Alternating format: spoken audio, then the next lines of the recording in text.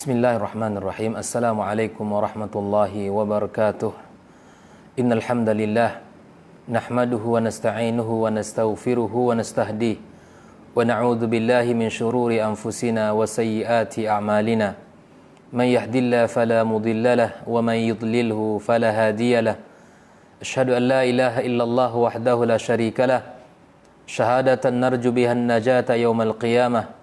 Wa asyhadu anna Muhammadan abduhu wa rasuluhu la nabiyya ba'dah. Ya ayyuhalladzina amanu ittaqullaha haqqa tuqatih wa la tamutunna illa wa antum muslimun. Ya ayyuhan nasu ittaqu rabbakum alladzi khalaqakum min nafsin wahidah wa khalaqa zawjaha wa batha minhuma rijalan katsiran wa nisaa'a wattaqullaha alladzi tasaaluna bihi wal arham innallaha kana 'alaikum raqiba. Ya ayyuhalladzina amanu taqullaha wa qulu qawlan sadida yuslih lakum a'malakum wa yaghfir lakum dhunubakum wa may yuti'illaha wa rasulahu faqad faza fawzan 'azima. Amma ba'd. Ma'asyiral hadirin wal hadirat minal muslimin wal muslimat, saudara-saudari dimanapun berada, alhamdulillah kembali kita bersyukur kepada Allah yang menjaga kita dan menyelamatkan kita serta memberikan kesehatan kepada kita.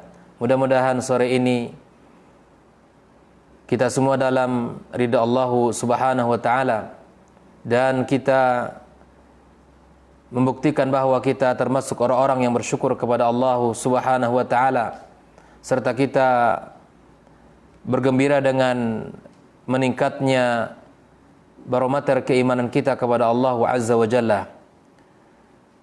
Mudah-mudahan dengan kita menuntut ilmu dan belajar agama Allah Azza wa Jalla menjadikan kita orang yang dimuliakan Allah, yang diangkat derajatnya di sisi Allah Subhanahu wa taala. Salawat dan salam kita sampaikan kepada junjungan alam Nabi besar Muhammad sallallahu alaihi wasallam. Ma'asyiral hadirin wal hadirat rahimakumullah. Pada sore ini kita akan mempelajari sebuah tema yang sangat penting di dalam agama kita, bahwa apa yang kita alami sekarang ini merupakan ujian dari Allah Azza wa Jalla, berupa cobaan yang Allah berikan, yang Allah timpakan kepada kita semuanya. Maka musibah yang Allah berikan kepada kita jangan mendatangkan musibah yang lebih besar daripada apa yang kita alami saat ini. Musibah yang paling besar adalah musibah yang menimpa seseorang di dalam urusan agamanya. Karena ketika agama seseorang rusak, maka akan rusaklah akhlak daripada umat ini. Maka akan celaka dan sengsaralah dia di dunia dan di akhirat kelak. Ketika agamanya hancur, maka semuanya akan berantakan. Ketika agama ini tidak terjaga, maka yang lain tidak akan ada nilainya di sisi Allah Subhanahu wa taala. Sehingga Rasulullah sallallahu alaihi wasallam mengajarkan kepada kita satu doa agar kita dijauhkan Allah Azza wa Jalla daripada musibah yang menimpa dalam urusan agama kita. Wala taj'al musibatana fi dinina akbar hammina wala mablagha ilmina. Ya Allah, jadikan musibah yang menimpa kami dalam urusan agama kami, dan jangan pula Engkau jadikan dunia, harta dan kemewahannya sebagai cita-cita yang paling besar bagi kami. Dan jangan Kau jadikan tujuan utama dari ilmu yang kami miliki. Kaum muslimin, kaum muslimat rahimakumullah. Ketika seseorang melihat bahwa urusan agama bukanlah urusan yang sangat penting,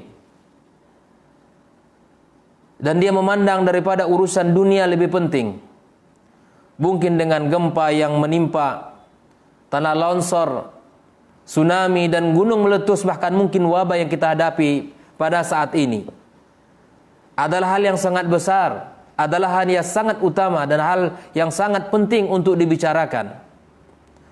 Namun apa yang kita alami hari ini kaum muslimin kaum muslimat adalah bentuk ujian Allah tabaraka wa taala.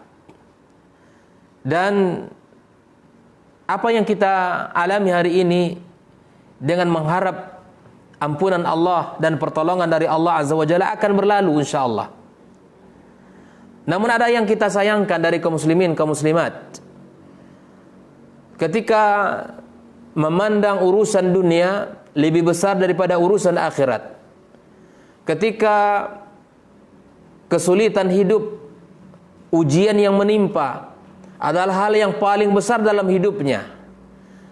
Namun ketika agama dia tidak terurus, ketika akidah tidak benar, ketika langkahnya tidak berjalan di atas agama Allah, maka dia meremehkannya. Dia menganggap itu hal yang sepele. Di dalam kitab Al-Adab Asy-Syar'iyyah, seorang ulama, seorang imam, Al-Imam Ibnu Muflih menyebutkan di dalam kitab beliau bahwa di antara perkara yang paling aneh yang aku temukan dan aku kritisi dari kehidupan manusia adalah banyak di antara mereka meratapi atas kesulitan hidup, meratapi kehancuran-kehancuran negeri, kematian saudara dan saudarinya dan karib kerabatnya, serta bersedih hati ketika kekurangan rezeki, buruknya pergaulan di antara mereka. Justru mereka lebih sibuk membahas sulitnya maisha dan ekonomi, serta buruknya dan zalimnya para pemimpin.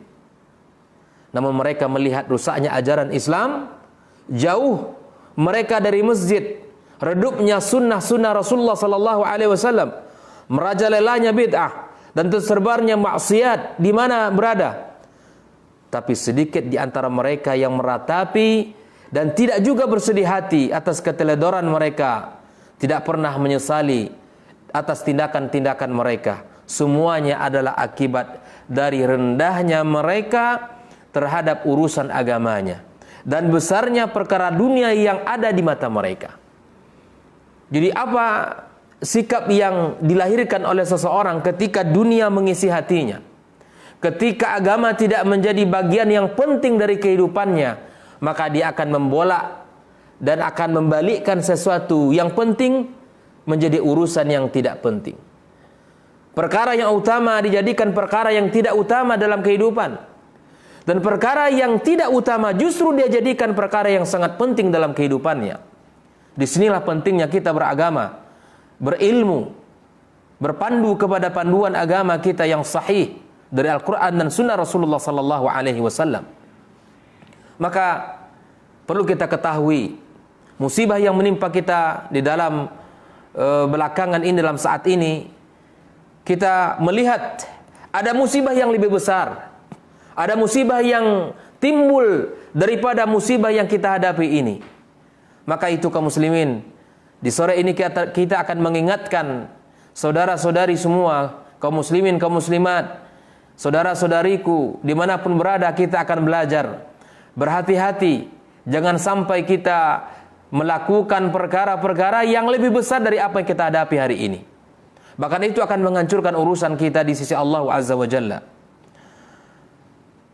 Dan di awal mesti kita ingat kembali bahwa sesungguhnya tidaklah Allah berikan sebuah musibah, wabah yang tersebar tidak lain kesehatan dan kematian oleh manusia. Maka kita berharap kepada Allah Azza wa Jalla, musibah yang menimpa kita hari ini semoga Allah angkat segera dengan cara kita bertaubat kepada Allah Azza wa Jalla. Nabi kita sallallahu alaihi wasallam bersabda, "Lam tadhharil fahishatu fi qaumin qat hatta yu'linu biha illa fasha fihimut ta'un." Bermuhasabah kemaksiatan yang mungkin dikerjakan oleh sebagian kaum muslimin, oleh orang-orang, maka itu akan mendatangkan wabah dan penyakit ini. Maka para ulama kita di antara Ibnu Qayyim rahimahullah taala memberikan kepada kita sebuah nasihat agar kita bertaubat kepada Allah dan meminta ampun kepada Allah Azza wa Jalla. Kaum muslimin, kaum muslimat, hadirin hadirat rahimakumullah. Mari kita lihat ada beberapa musibah-musibah yang dikategorikan musibah di dalam perkara urusan agama kita. Dan tentu musibah ini lebih besar di atas musibah yang kita alami saat ini. Ketika kita dilanda musibah dan ujian, maka kita kepada Allah segera dan minta ampun kepadanya, dan kita berserah memperbanyak kebaikan-kebaikan insya Allah Azza wa Jalla. Nah, ini yang seharusnya kita lakukan.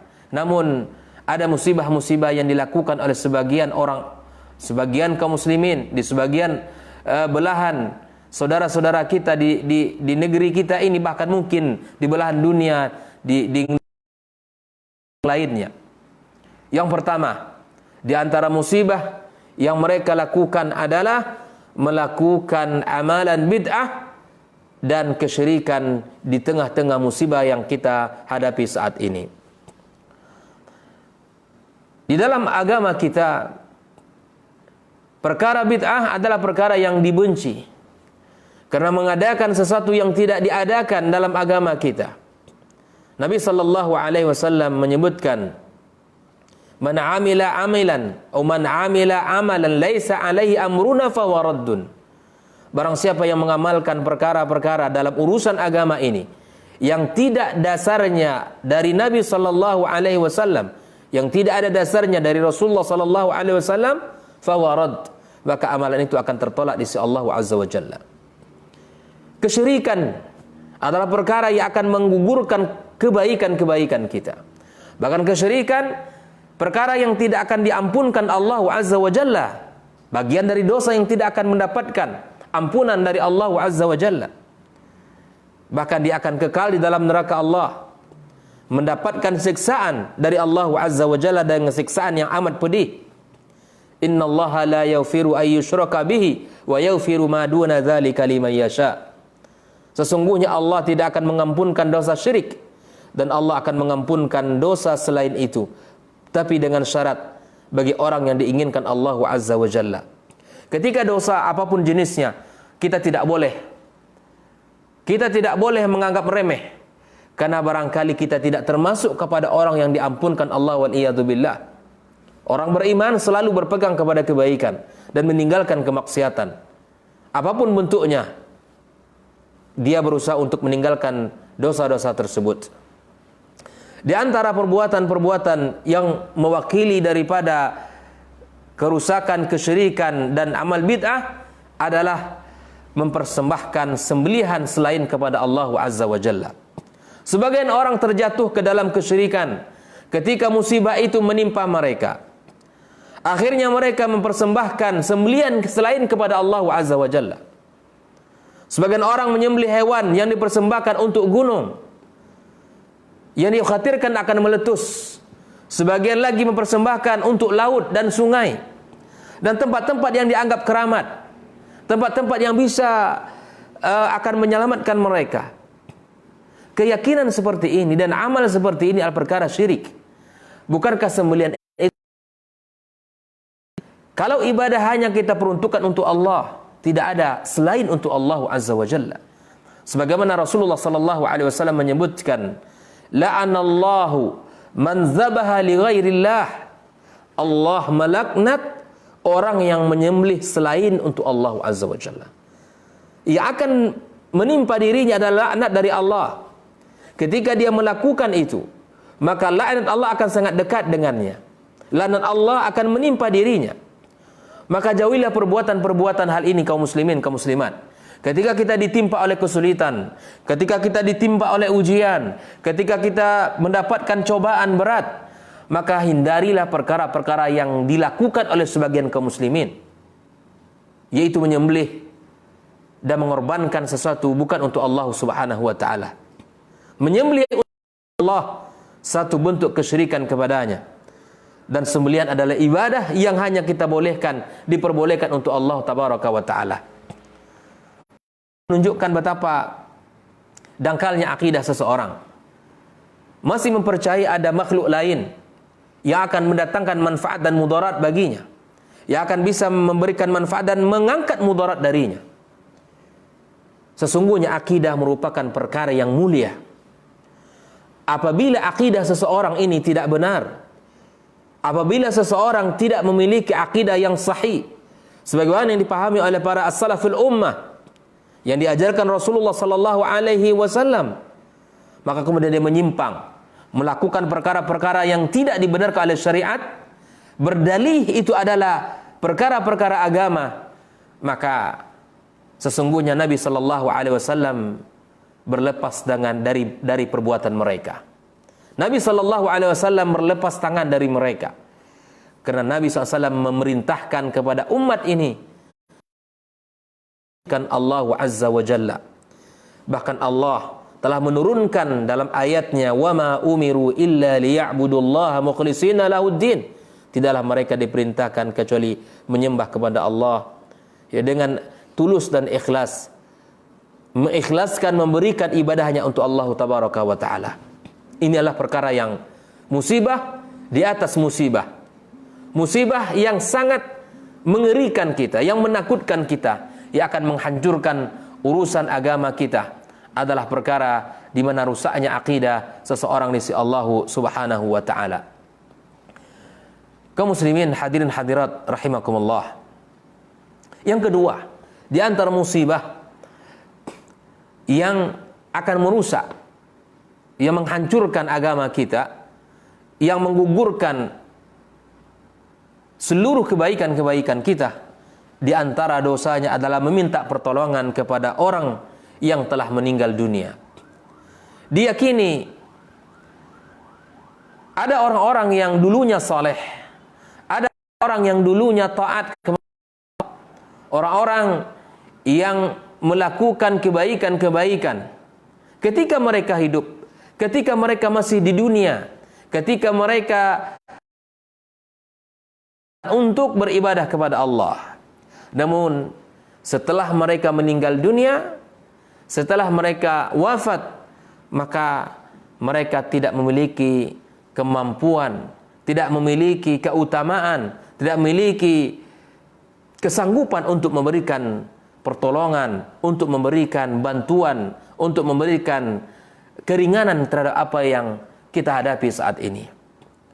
Maka kebiasaan-kebiasaan sebagian kaum muslimin, saya tidak katakan seluruhnya, namun ada sebagian kaum muslimin, mereka justru mendatangi kuburan-kuburan yang dianggap keramat, yang dianggap wali-wali Allah Azza wa Jalla, dan mereka melakukan istighatsah di sana, meminta pertolongan kepada Allah melalui mereka orang yang telah meninggal dunia. Wallahu ta'ala alam, apakah mereka berpegang kepada sebuah hadis palsu? Barang siapa yang mendapatkan kesulitan dalam hidupnya, hendaklah mereka datang meminta kepada penghuni kubur. Ini adalah hadis palsu, dan ini adalah hadis yang tidak bisa kita jadikan sandaran. Marilah kita benahi akidah kita. Cukuplah Allah al-mani', cukuplah Allah al-mu'ti ar-raziq. Allah yang memberikan manfaat, yang mendatangkan kebaikan. Allah yang akan mencabut segala bentuk ujian dan kesulitan hidup kita. Ini semuanya adalah bermuara kepada keyakinan kepada Allah. Sebuah keyakinan yang dibangun di atas akidah yang sahih, yang bersumberkan kepada Al-Quran dan Sunnah Rasulullah sallallahu alaihi wasallam. Kita mendengarkan bagaimana korban ketika dulu ada Merapi diajak untuk haulan di sebuah kuburan, waliyadzubillah. Mereka seharusnya diajak untuk mendekatkan diri kita kepada Allah Azza wa Jalla, malah mereka diberikan sebuah kesempatan untuk menjauhkan diri dari Allah Azza wa Jalla. Oleh itu justru kita ini orang-orang yang memiliki pemahaman, orang-orang yang memiliki sedikit ilmu, hendaklah kita mengajak saudara-saudara kita yang mereka terjerumus kepada perbuatan-perbuatan syirik, yang perbuatan-perbuatan yang dibenci Allah Azza wa Jalla. Sesungguhnya orang-orang yang saleh dulunya, ketika mereka meninggal dunia, justru mereka yang mengharapkan doa dari kita kaum muslimin. Justru kita yang membantu mereka yang sudah terputus amalannya dengan mendoakan mereka, dengan meminta pertolongan kepada Allah agar Allah ampunkan dosa-dosa mereka, Allah angkat derajat mereka, atau kita wakafkan atas nama mereka dari harta yang kita miliki, atau kita bangunkan masjid lalu kita wakafkan atas nama si fulan. Ini yang seharusnya kita lakukan. Orang yang telah meninggal dunia, mereka telah terputus. Mereka tidak mampu untuk melakukan, memberikan pertolongan apa-apa untuk dirinya, apalagi untuk orang lain. Maka itu kaum muslimin, mari kita pagari keyakinan agama kita.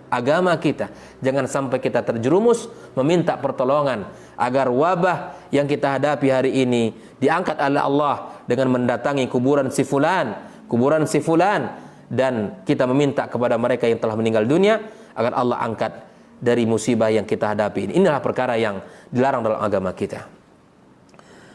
Yang ketiga, di antara bentuk perbuatan syirik dan hal-hal yang dilarang dalam agama kita ketika kita dalam menjalani musibah seperti ini adalah mendatangi para dukun dan orang-orang yang pura-pura mengetahui hal yang gaib serta mempercayai mereka.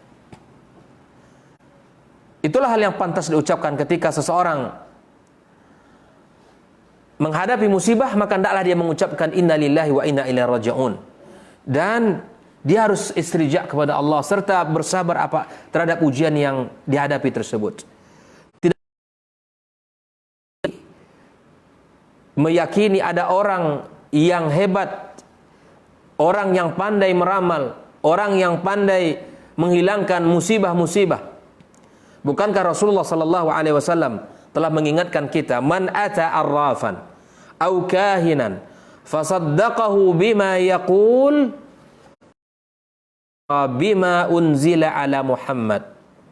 Barang siapa yang mendatangi paranormal, para dukun, dan kemudian membenarkan apa yang mereka ucapkan, membenarkan apa yang mereka ucapkan, dia telah kufur terhadap apa yang diturunkan kepada Rasulullah sallallahu alaihi wasallam. Maka ketika musibah melanda, ketika musibah kita dapatkan, kita hadapi, maka tidak ada jalan lain kecuali kita berserah diri kepada Allah, bertawakal kepadanya sambil kita melakukan ikhtiar-ikhtiar. Janganlah kita melakukan perkara-perkara yang dibenci dalam syariat, perkara-perkara yang dilarang dari agama Allah Azza wa Jalla. Ketika kesyirikan, ketika perbuatan-perbuatan kemungkaran, perkara-perkara yang dibenci Allah ini dilakukan, didekati, maka bukan akan hilang musibah kita, tetapi akan Allah tambahkan musibah ini, akan Allah berikan terus berkepanjangan apabila tidak kembali kepada tauhid yang benar, tidak bertaubat kepada Allah, tidak memperbaiki diri kita, dan tidak mengevaluasi bersama apa yang kita lakukan selama ini kaum muslimin.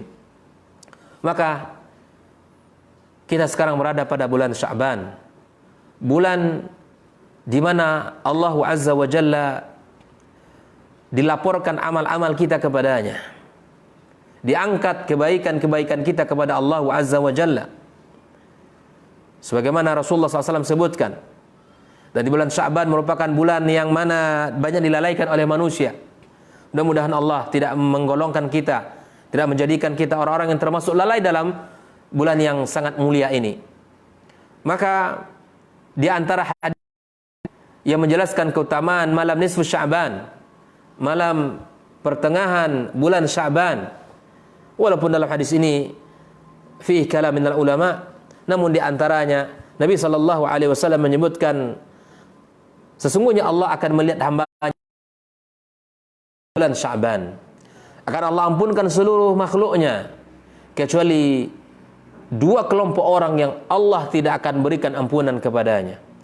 Yang pertama adalah li musyrikin, orang-orang para pelaku musyrik, orang-orang yang mensyirikkan Allah, orang-orang yang menduakan Allah, orang-orang yang tidak memurnikan iman ibadahnya kepada Allah, orang-orang yang menggantungkan dirinya kepada selain Allah dan meyakini dia akan mendatangkan mudarat dan mendatangkan manfaat dan menolak mudarat. Orang-orang melakukan kesyirikan, Allah akan undur, Allah akan tangguhkan ampunan untuk mereka. Allah akan tangguhkan dosa-dosa mereka untuk diampunkan. Dan yang kedua adalah limusyahin, orang-orang yang bertikai dan bermusuh. Maka itu kaum muslimin, kaum muslimat, kita sebagai orang-orang yang beriman tidak boleh saling memalingkan pandangan kita kepada saudara kita. Tidak boleh menghijr saudara kita lebih daripada 3 hari. Tidak boleh tegur sapa, atau tidak boleh kita berpaling kepada saudara kita melebihi dari apa yang telah ditentukan oleh syariat. Maka jika ada saudara-saudara kita kaum muslimin yang masih ada hubungannya retak, yang masih terputus, yang belum tersambung, yang belum akur sama, jangan Anda tinggalkan keutamaan-keutamaan itu.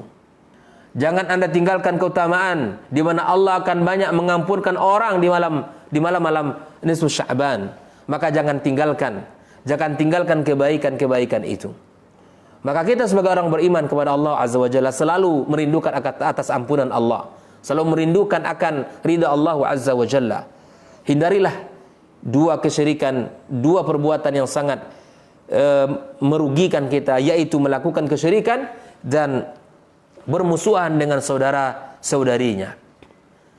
Kaum muslimin, kaum muslimat yang dirahmati Allah Azza wa Jalla, di antara bentuk musibah yang besar ketika seseorang ditimpa musibah adalah berputus asa dari rahmat Allah Subhanahu wa taala. Berputus asa dalam Islam adalah perbuatan yang sangat tercela, di mana di dalam sikap tersebut tercermin gambaran bahwa dia sudah tidak percaya dengan rahmat Allah yang meliputi segala sesuatu. Termasuk di dalamnya adalah masalah cobaan yang ada ini. Allah melarang orang-orang beriman agar jangan sampai berputus asa terhadap rahmat Allah. Kita boleh merasa takut kepada Allah dan merasa lelah dengan apa yang Allah berikan. Kita boleh merasa takut, tapi kita tidak boleh berputus asa. Kita tidak boleh merasa diri kita ini dibiarkan Allah Azza wa Jalla. Allah Ta'ala menyebutkan di dalam Al-Quranul Karim larangan bagi kita orang-orang beriman untuk berputus asa dari rahmat Allah Azza wa Jalla. Wala tayasu min ruhillah innahu la yayasu min ruhillahi illa al-qaumul kafirun. Janganlah kamu berputus asa dari rahmat Allah. Sesungguhnya tiadalah orang yang berputus asa dari rahmat Allah Azza wa Jalla kecuali mereka orang-orang kafir kepada Allah Azza wa Jalla. Kaum muslimin, kaum muslimat, Bapak Ibu yang dirahmati Allah, ayat ini menjelaskan kepada kita bahwa ternyata sifat berputus asa, sikap berputus asa itu adalah melekat pada orang kafir. Hanya orang kafirlah yang berputus asa. Berbeda dengan orang-orang yang beriman kepada Allah. Jika ada masalah dalam kehidupannya, maka dia akan lari langsung kepada Allah, mengadu kepadanya, mengetuk pintu-pintu Allah Azza wa Jalla. Walaupun masalah datang silih berganti di dalam kehidupan kita, seolah tidak pernah habisnya, dan akhirnya merasa bahwa sudah tidak sanggup lagi menghadapi cobaan ini, maka janganlah pernah kita menyerah. Jangan kita pernah berputus asa kepada Allah Azza wa Jalla, karena sesungguhnya kita mampu untuk menghadapinya. Ingatlah bahwa Allah tidak akan pernah mencoba memberikan ujian di luar batas kemampuan hambanya. Orang beriman selalu kuat, orang beriman selalu bersabar, orang beriman selalu bersandar kepada Allah Azza wa Jalla. Jangan pernah kita merasa putus asa dari rahmat Allah Azza wa Jalla. Wala taqnatu min rahmatillah. Jangan kalian berputus asa dari rahmat Allah Azza wa Jalla. Sebaliknya kita semakin kembali mengetuk pintu Allah, sujud, rukuk kepadanya, tadaruk kepada Allah, bertaubat, berserah diri kepadanya.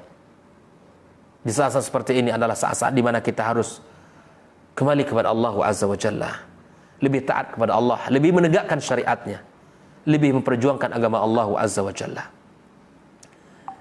Hadirin hadirat rahimakumullah, di antara musibah yang menimpa sebagian saudara-saudari kita di tengah-tengah musibah ini adalah menghujat, bahkan mungkin menyalahkan pemerintah.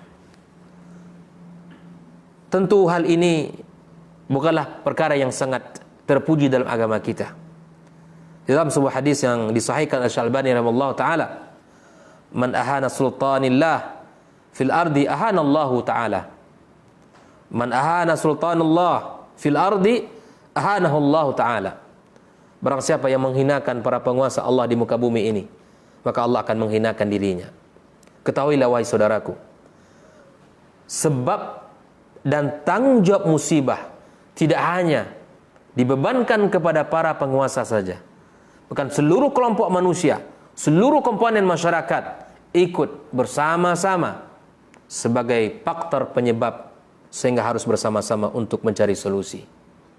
Ketika para pemimpin kita menyuruh untuk kembali ke rumah kita, menghindari tempat-tempat keramaian, menghindari tempat-tempat yang terjangkitnya virus ini, maka kita hindari apa yang disampaikan oleh mereka, maka kita taati agar penyebaran virus ini segera tidak cepat, dan penyebaran virus ini bisa diatasi dengan izin Allah Subhanahu wa taala. Perlu kerjasama, perlu ta'awun antara pemimpin dengan yang dipimpin. Tidakkah kita melihat sebuah kisah yang Allah sampaikan di dalam Al-Quranul Karim, ketika makhluk Allah yang disebut dengan semut melihat bala tentara Sulaiman yang sedang berjalan, maka pemimpin semut seraya berkata kepada anggotanya, adkhilu masakinakum, masuklah kalian ke tempat kalian, masuklah kalian ke rumah-rumah kalian, dan atas izin Allah Azza wa Jalla mereka selamat. Dan ini ditunjukkan antara pemimpin dengan yang dipimpin, kerjasama yang baik. Ini pelajaran mahal untuk kita kaum muslimin, kaum muslimat. Di saat-saat seperti ini diperlukan kita kerjasama, diperlukan kita untuk saling membantu saudara-saudara kita yang berada di garda terdepan menghadapi musibah ini. Ahli-ahli kesehatan, para dokter, mereka berada di garda terdepan memperjuangkan, dan mari kita bantu mereka, meringankan pekerjaan mereka dengan kita masuk ke rumah kita sejenak, bersabar untuk berdiam diri di rumah kita sesuai dengan arahan para pemangku kebijakan di negeri kita ini. Oleh itu kaum muslimin, kaum muslimat, jaga lisan, jaga mulut kita, dan jaga tulisan kita, jaga dan tahan tangan kita. Jangan sampai tangan ini, lisan ini melakukan sesuatu yang akan mendatangkan sesuatu yang lebih besar di sisi Allah Subhanahu wa taala.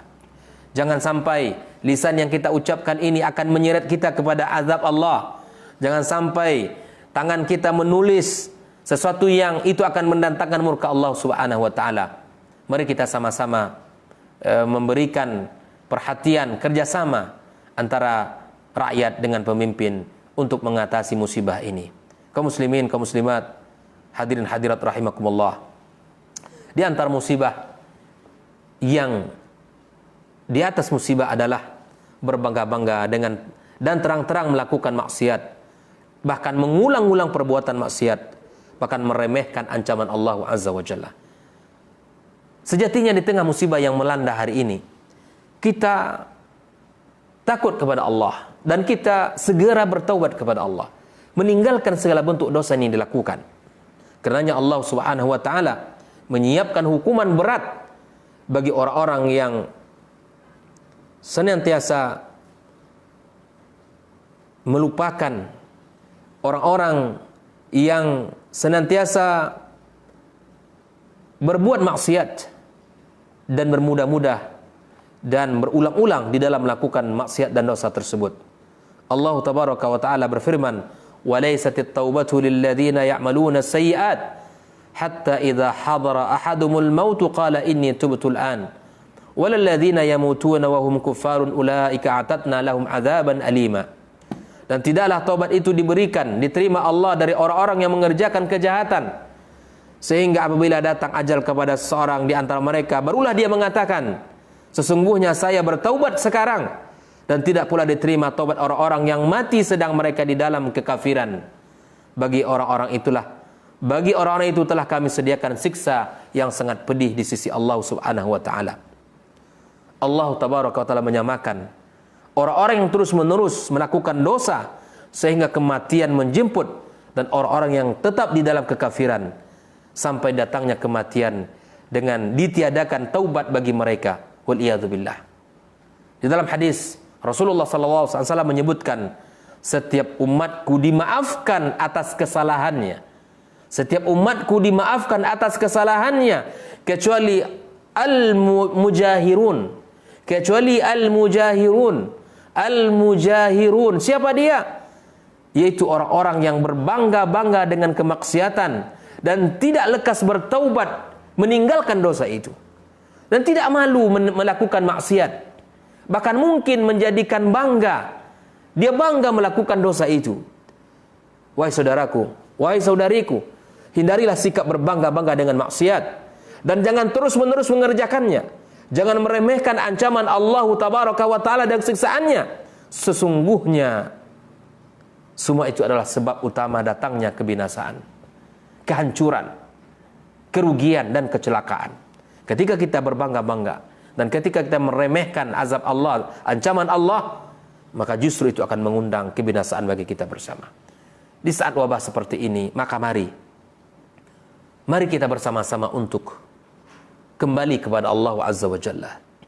Jangan kita berbangga-bangga bahkan menampakkan dosa kita, maksiat yang kita lakukan tidak pernah kita hentikan. Cukuplah Allah yang menghentikan langkah kita ini. Hari ini kita dibatasi seluruh gerak-gerik kita. Bahkan dunia hari ini, Masya Allah, kita rasakan bagaimana kehebatan Allah membatasi gerak orang-orang di dunia ini. Maka cukuplah ini menjadi teguran bagi kita bersama, agar kita bertaubat kepada Allah dan kembali kepadanya. Di antara musibah, di atas musibah adalah lalai di atas petunjuk Allah Subhanahu wa ta'ala, dan dari jalan yang lurus, mengikuti hawa nafsu, dan nyaman dengan kehidupan dunia.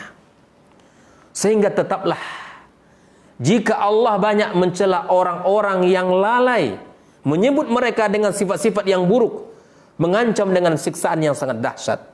Allah Ta'ala berfirman, innal ladzina la yarjuna liqa'ana waradu bil hayati dunya watma'annu biha walladzina hum an ayatina ghafilun ulaika ma'wahumun nar bima kanu yaksibun. Sesungguhnya orang-orang yang tidak mengharapkan pertemuan dengan kami, kata Allah, dan merasa puas dengan kehidupan dunia ini, merasa nyaman dengan kehidupan dunia, serta merasa tentram dengan kehidupan itu, dan orang-orang yang melalaikan ayat-ayat kami, orang-orang yang melalaikan ayat-ayat kami, mereka itu tempatnya adalah neraka Allah, dan disebabkan mereka telah dan disebabkan apa yang selalu mereka kerjakan. Artinya mereka dibenamkan Allah ke dalam neraka dikarenakan apa yang selalu mereka kerjakan di dunia ini, selalu apa yang mereka laksanakan di dunia ini. Maka janganlah kita menjadi orang yang lalai. Jadikanlah kesempatan ini sebagai anak tangga untuk bangkit kepada Allah, sebagai peringatan agar kita kembali kepada syariatnya, agar kita kembali kepada ajaran Allah Subhanahu wa ta'ala. Dan musibah yang berikutnya, kaum muslimin, kaum muslimat, yang menjadi musibah di atas musibah adalah di mana sebagian sikap kita tergesa-gesa menyebarkan berita yang belum tentu itu sebuah kebenaran. Belum tentu itu menjadi sebuah berita yang sahih. Pada masa ini, ketika arus informasi demikian mudahnya, seringkali tanpa berpikir panjang kita langsung menyebarkan, men-share semua berita dan informasi itu, tanpa terlebih dahulu kita memberikan usaha untuk menelitinya, tanpa terlebih dahulu mengecek dan melakukan meneliti kebenaran berita tersebut. Kita dengan sangat mudah menyebarkan berita itu entah dengan menggunakan media sosial semacam Facebook atau aplikasi WhatsApp kita atau media lainnya. Akibatnya apa, kaum muslimin, kaum muslimat? Muncullah berbagai macam kerusakan, kekacauan, kerisauan, kebingungan di tengah masyarakat kita ini akibat penyebaran berita yang semacam ini. Di dalam Islam telah dipandu oleh Rasulullah sallallahu alaihi wasallam. Kita harus bersikap hati-hati. Kita harus bersikap bersabar, menahan diri agar kita tidak termasuk kepada orang yang disebutkan Rasulullah sallallahu alaihi wasallam. Nabi kita sallallahu alaihi wasallam bersabda, "Kafa bil mar'i kadzban ay yuhadditsa bi kulli ma sami'a." Cukuplah seseorang itu dikatakan sebagai pendusta. Pendusta. Waliyadzubillah, apabila dia mengatakan semua yang didengar, menyebarkan semua yang dia dapat, mengatakan sesuatu yang didengar, cukuplah dia termasuk orang yang berdusta di sisi Allah Subhanahu wa taala. Maka bagi kita orang beriman,